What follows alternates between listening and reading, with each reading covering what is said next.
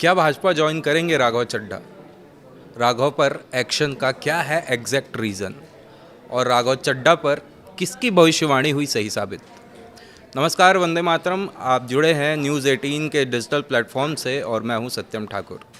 पिछले कुछ दिनों से सोशल मीडिया पर सेंसेशन बने आपके राज्यसभा सांसद राघव चड्ढा पर आपने बड़ा एक्शन लिया है। आपने उनके राज्यसभा में बोलने पर रोक लगाने के साथ सचिवालय को लेटर लिखकर पार्टी के डिप्टी लीडर के पद से हटाने का आग्रह किया है। इधर उनके साथ हुए इस बर्ताव पर राघव चड्ढा ने आम आदमी पार्टी पर निशाना साधा और कहा, मेरी खामोशी को मेरी हार मत मान लेना, मैं वो दरिया हूँ जो वक्त आने पर सैलाब बनता हूँ। हालांकि आपके इतिहास में ये पहली बार नहीं है जब उनकी पार्टी के नेता ही उनके खिलाफ आ गए हों। इससे पहले स्वाति मालीवाल और उनके भी पहले पार्टी के फाउंडर मेंबर रहे कुमार विश्वास का पार्टी से अलगाव देखने को मिला है। कुमार विश्वास ने तो एक इंटरव्यू के दौरान इशारों इशारों में राघव चड्ढा को लेकर भविष्यवाणी भी की थी कि अगला नंबर राघव का ही है, जो अब कहीं ना कहीं सही साबित हो रही है। सवाल ये उठता है कि पार्टी ने ऐसा किया क्यों, और पार्टी में एक वक्त सबका लाडला रहा सांसद आखिर सबकी नज़र की किरकिरी बनकर क्यों रह गया है। इसके लिए आपको थोड़ा पीछे लिए चलते हैं। जब लिकर स्कैम आरोप में आप सुप्रीम और उस वक्त दिल्ली के सीएम अरविंद केजरीवाल को जेल जाना पड़ा था, पूरी पार्टी और केजरीवाल की पत्नी खुद सड़क पर उतरकर विरोध दर्ज कराती रहीं, लेकिन हर मुद्दे पर खुलकर बोलने वाला ये यंग नेता इस दौरान गायब था और हवाला दिया कि उनकी आंखों की सर्जरी होनी है। बताया जाता है कि सर्जरी के बाद भी राघव लंदन में ही थे, जबकि इधर केजरीवाल की पत्नी भारत में संघर्ष कर रही थी। हालांकि जब राघव वापस आए तब भी पार्टी की पीसी से बचते नजर आए और केजरीवाल की रिहाई के बाद भी उनकी इसे लेकर कोई खास प्रतिक्रिया देखने को नहीं मिली।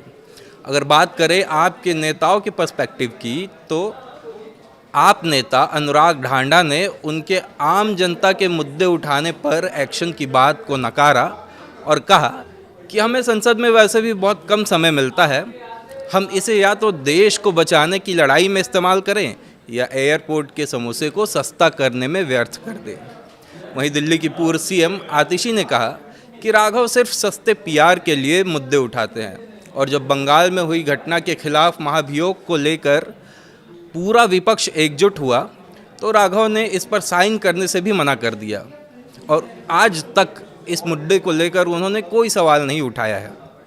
इस बीच राघव के भाजपा में भी शामिल होने की सुगबुगाहटें तेज रहीं। राजनीतिक गलियारे में ऐसा माना जाने लगा कि शायद अब आपका ये यंग नेता भाजपा में शामिल हो जाएगा। हालांकि इसे लेकर ना तो राघव की तरफ से कोई प्रतिक्रिया सामने आई है और ना ही भाजपा के किसी नेता की तरफ से ये कहा गया है, और ये कहना भी जल्दबाजी होगा कि वे बीजेपी को ज्वाइन कर सकते हैं। लेकिन पॉलिटिकल एक्सपर्ट्स की माने तो राघव के पास विकल्प भी बहुत कम बचे हैं, क्योंकि अगर राघव भाजपा में शामिल होते हैं तो उनके पास अपनी ही सरकार के खिलाफ कड़े सवाल उठाने का मौका शायद ना हो। इधर एक्सपर्ट्स का मानना है कि अगर वे कांग्रेस की तरफ हाथ बढ़ाते हैं तो कहीं ना कहीं उन्हें राहुल गांधी का सबऑर्डिनेट बनकर रहना पड़ेगा। ऐसे में ये सच में काफ़ी दिलचस्प होगा कि क्या वे निर्दलीय कैंडिडेट बनकर संसद में जाएंगे।